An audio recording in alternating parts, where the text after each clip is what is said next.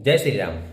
ભારતની world cup 2026નું જે T20 world cup છે તેમાં ભારતે ટીમમાં બદલાવ કરવો જોઈએ કે નહીં તેની ચર્ચા કરી. ભારતીય ટીમમાં શુભમન ગિલ અને સૂર્યકુમાર યાદવનું ફોર્મ બહુ જ ખરાબ છે. કાલે શુભમન ગિલ, સૂર્યકુમાર યાદવ, તિલક વર્મા ત્રણેય 100-100ના સ્ટ્રાઇક રેટથી જ રમ્યા. ભારતની બેટિંગમાં બહુ જ પ્રોબ્લેમ છે.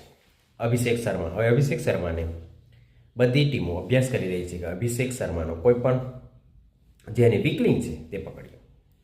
બોલિંગમાં તો ભારત હર્ષિત રાણા, અર્શદીપ સિંહ, જસપ્રીત બુમરાહ, કુલદીપ યાદવ અને વરુણ ચક્રવર્તી. બોલિંગમાં તો ભારત ટોપ ક્લાસ છે, પણ બેટિંગ 2026ની વર્લ્ડ કપ માટે ભારતે બેટિંગ પર કામ કરવું બહુ જરૂરી છે.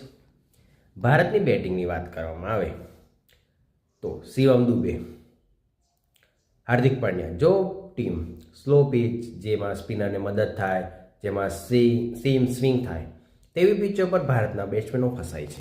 તો ભારતે આ બધી સમસ્યાઓને નિવારવા માટે જે પણ પિચ બનાવે તે એવી બનાવે જેમાં બેટિંગ અને બોલિંગ બંને પણ મદદરૂપ થાય. સ્લોવિસ અને ધીમી પિચો બનાવવી જોઈએ નહીં.